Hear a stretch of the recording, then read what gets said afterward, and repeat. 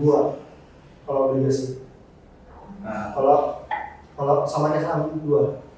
Kalau obligasi kamu dapat persenan per tahun atau ada yang bagi kuponnya setiap bulan sama kayak deposito gitu. Bunganya itu tergantung juga sih. Kalau obligasi itu ada secondary market, primary itu ketika kamu beli nih, aku mau beli obligasi nih, bla bla bla, kamu mau beli di mana? Kalau primary itu artinya dia berkeluarga, aku cetusin obligasi baru nih, macam-macam SBR apalah apa banyak banget tuh. Habis itu kalau kamu secondary market, kamu punya obligasi nih, tergantung tenornya, ada yang 6 bulan, ada berapa lama tuh ada tenornya bukan. Setelah misalnya ya 3 bulan baru boleh kamu jual di secondary market. Itu dia ngikutin yields-nya itu. Kayak gimana itu? Acuannya suku bunga BI. Acuannya selalu. Makanya semua market tuh korelasi. Kalau kompleks itu semua market oleh saham, obligasi, trading forex, itu dia complicated. Kalau digabung jadi satu. Tapi kenyataannya memang susah. Kalau gampang orang nggak kaya cuy dari trading. Iya maksudnya. Kalau gitu udah jelas. Kalau itu yang mana ya? Kalau rekomend itu lebih bagus secondary market atau primary market gitu? Obligasi. Tergantung ya. Kalau misalnya primary market kan nggak setiap hari juga dia buka obligasi. Iya. Itu kan ada batasnya juga. Kalau misalnya itu lah investor masuk trend cycle, itu long lasting 5 bulan, 1 tahun. Kalau kamu beli itu di secondary market jatuhnya bisa lebih mahal. Kamu beli nih gitu, di rate misalnya 3,5%. Habis itu kamu prediksi ini bisa nyampe 5% nih. Beli aja di secondary market, tentunya nanti juga 5%. Untung juga kan, double untungnya per bulan, per tahun dapat. Dan juga kamu di secondary market, untung juga dari kamu jual nanti ada yang beli ya itu jadi. Oke lah. Baik juga ternyata.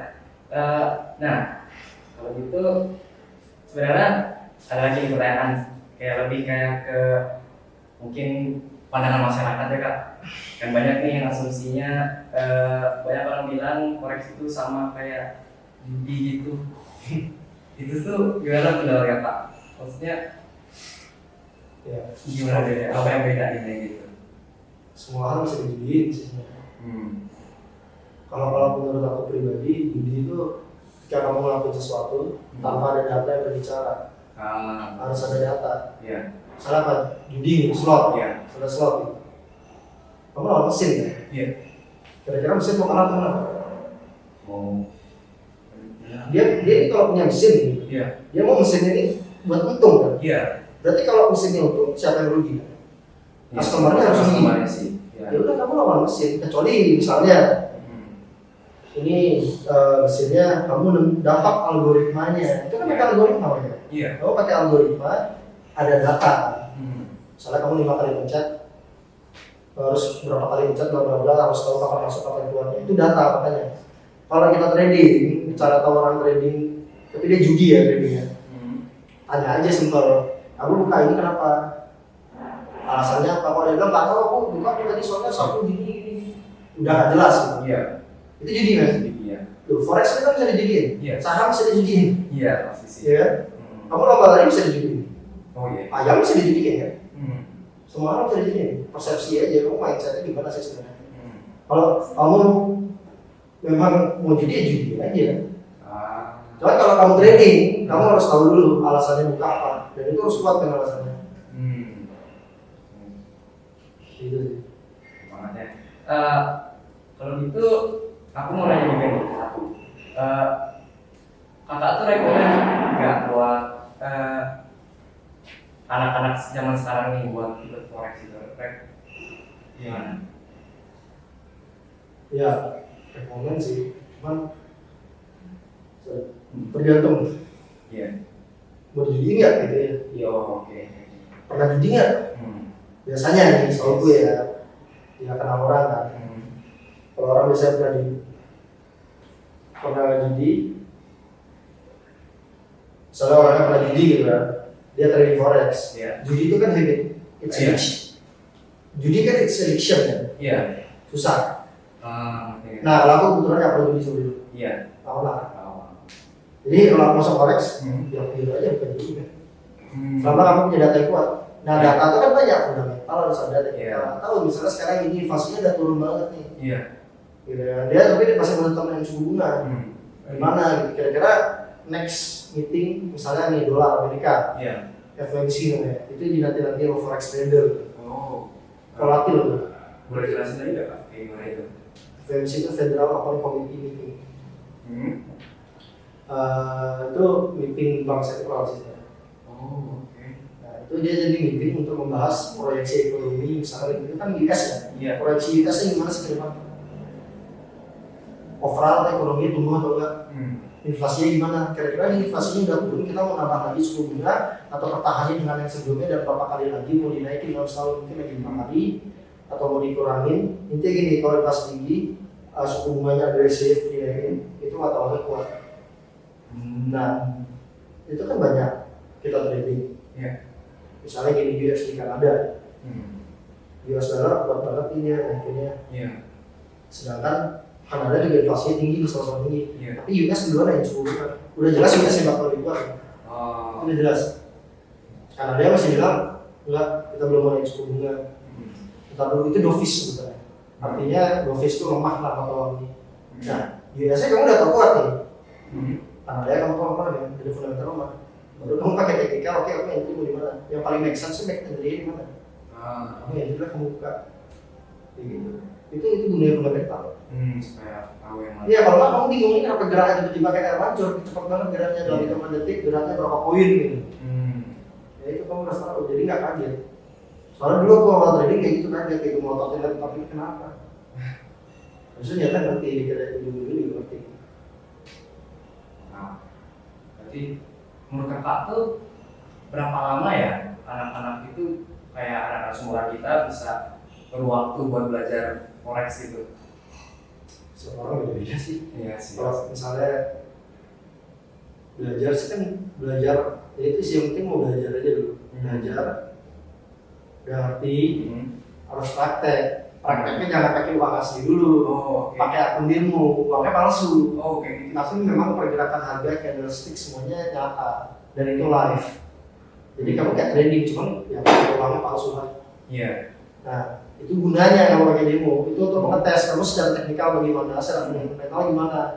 Selama sebulan nih, angkat jadi satu di sebulan aku punya 20 transaksi, 10 kali untung, 10 kali rugi. Berarti win rate itu 50% kan?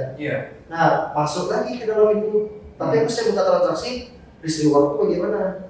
Aku lebih sering kena 1/2 risk reward atau 1/5 atau 1/3 data. Kalau kamu trading itu perlu data. Jadi kamu tahu progres kamu sampai mana. Kemudian kalau udah merasa yakin, pakai uang kecil, itu terserah sih uang gede, uang kecil kan bisa orang beda.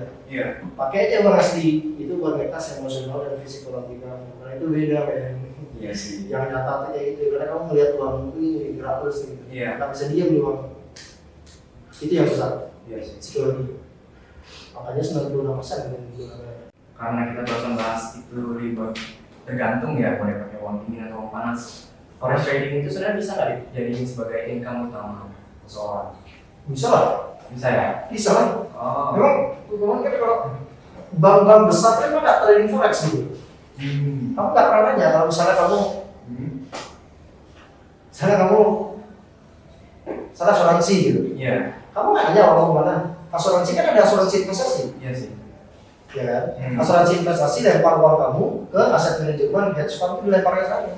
Dan itu kamu biasanya kasih listnya tuh, kamu bisa pilih kalau hedge fund yang ini atau misalnya aset manajemen yang ini, dia tuh ngelola uang, misalnya dia khusus di Hang Seng, ya kan? Atau misalnya ini khususnya di Dow Jones gitu, misalnya indeks dari saham, gabungan banyak saham di indeks. Kan mereka juga gitu, dan mereka juga punya khusus forex. Coba cari dia sekarang, misalnya reksadana, cari ada forexnya kok.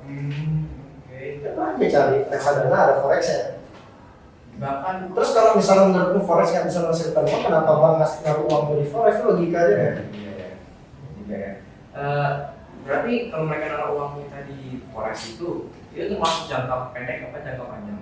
Itu tergantung. Kalau kamu asuransi investasi nggak bisa seenaknya dari duit. Ya dong, kalau kamu punya transaksi gitu kan, masa kamu dari duitnya nggak bisa kan juga ada kalanya kamu rugi.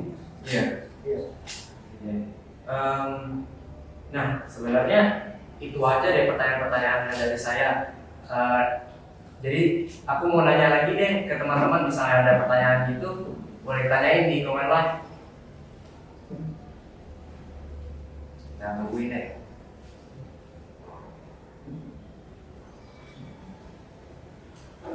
Oke Kak Ray, mungkin ini ada pertanyaan dari Surya underscore Antara. Nah, dengan pertanyaan, bagaimana kakak menilai keberhasilan dalam trading forex? Apakah kriteria yang kakak gunakan untuk menentukan apakah trading kakak berhasil atau tidak? Cara menentukan sukses. Ya.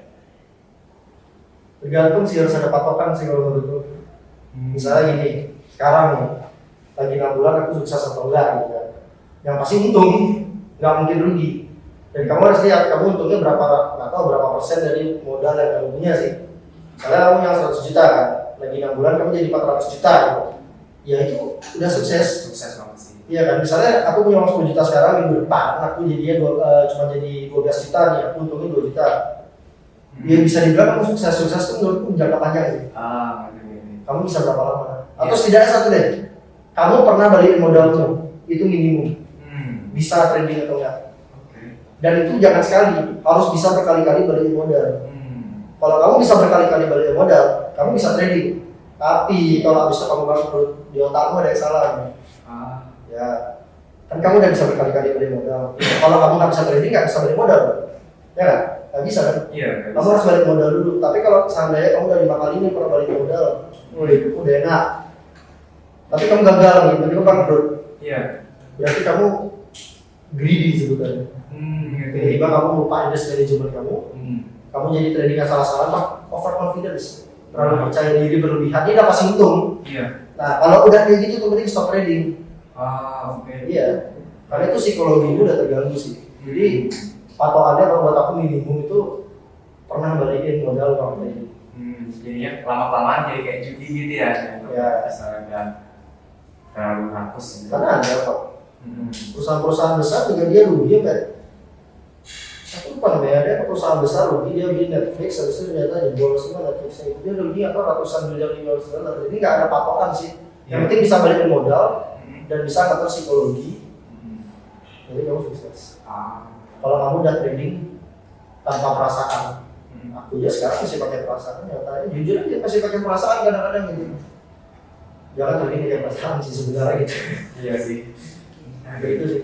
Lebih ke data ya kak, lebih ke data. Jadi gitu aja sih jawabannya Kak Surya. Semoga bisa diterima.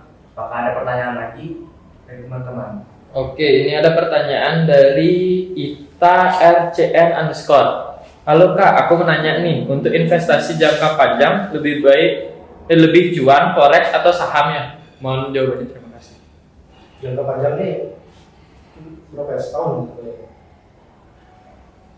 Iya. Kita tahu ini, forex itu bisa jangka panjang. Bankir-bankir di luar itu pakai jangka panjang. Mereka nge-hold transaksi itu nggak mungkin semenit, enggak lah, mereka investor. Mereka bisa berbulan-bulan. Oke. Kalau kamu benar, ya ini kan kayak margin nih, kalau kita pernah ada margin. Iya. Kalau kamu benar lagi jual forex sih. Oke. Karena saham jarang, kalau dia terbang sampai 1000% itu jarang. Tapi kalau kamu trading, kamu invest nih ya. Aku tahu nih, lagi 2 tahun nih, puncak-puncaknya di US bakal keluar. Kamu hold aja. Sampai dari teknikal atau dari fundamental, kamu nemu, oke ini saatnya dia lemah, berarti aku harus jual US ku. Kan aku untung. Iya, jadi bisa 6 bulan, bisa ada memang orang yang dia nunjukin transaksi, gila itu udah kayak setahun yang lalu dia buka transaksi masih diemin tuh uangnya. Dia diem, karena dia investor, bisa. Kalau menurutku forex lebih cuan, karena ada margin. Kalau kamu benar, kalau saham nggak segampang itu. Soalnya kalau saham itu kan ada sebutannya saatnya ini downtrend. Misalnya di lever deh gitu kan. Di lever itu masalah 4 tahun, 5 tahun turun terus kan. Terus kamu 5 tahun nggak kerja, makan apa? Kalau kamu forex, nggak ada kata matinya.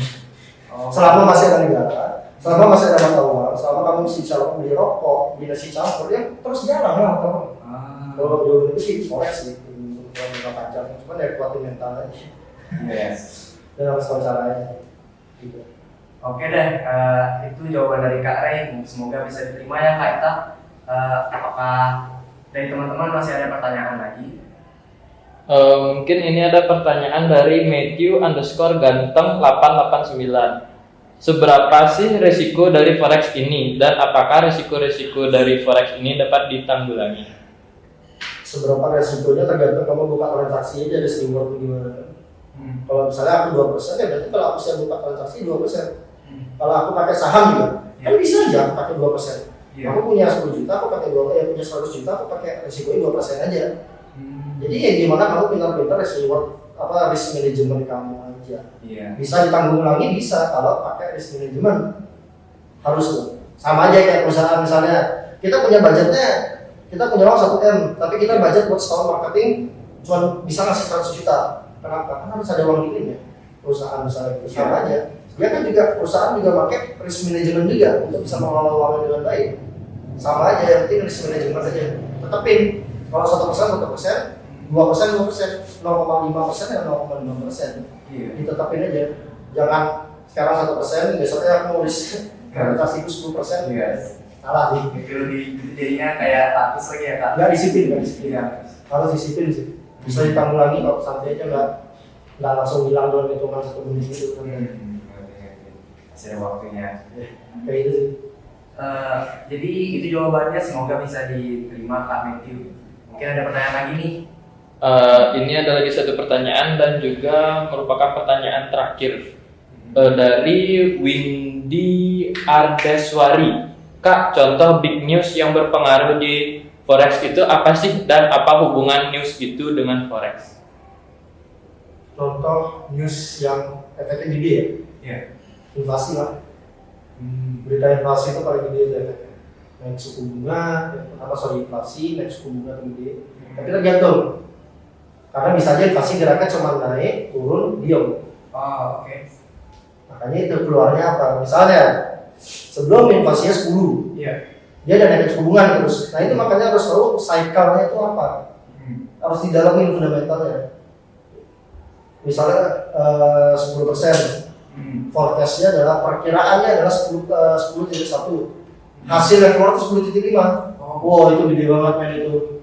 Misalnya inflasinya euro tuh, kalau gede euro nya terbang tinggi banget tuh, semua market tuh euro, pokoknya uang atau euro terbangnya tinggi banget. Nah itu 1.000 poin, 2.000 poin, iya, cuannya itu gila sih.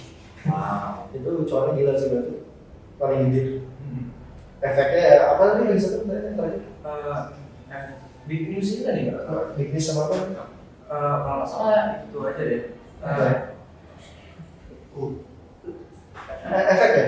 Efek ya. Selain big news tadi. Serta hubungan news itu dengan forex apa ya Kak? Oh ya, hubungannya udah jelas. Cycle tadi itu investasi cycle, trend cycle dari suatu mata uang. Apakah dia kuat atau lemah gitu aja. Kalau udah tahu naik, satu mata uangnya naik suku bunga terus, inflasi yang makin gede, lagi satu naik inflasinya terus, tapi nggak naikin suku bunga. Sama aja. Lihat aja Jepang. Coba lihat mata uang Jepang ya. Misalnya cari di SKJP, lihat tuh naiknya kayak apa. Nggak ada turun-turunnya, baru-baru sekarang aja turun. Lihat terus jadi berapa tahun tuh nggak turun-turunnya, naiknya gila. Jadi itulah investor sadar. Dia bisa 5 tahun anjir nahan transaksi 3 tahun, naik terus itu. Kayak gitu sih. Efeknya gede banget. Oke deh. Jadi itu aja karena semua pertanyaan tadi sudah dijawab dan sudah mencapai waktu maksimum. Kita bakal tutup nih live-nya IG Hima Prodi Management. Jadi terima kasih ya semua teman-teman yang udah nonton dan terima kasih banyak buat Kak Valerie yang udah meluangkan waktunya untuk ngobrol-ngobrol bareng kita. Terima kasih.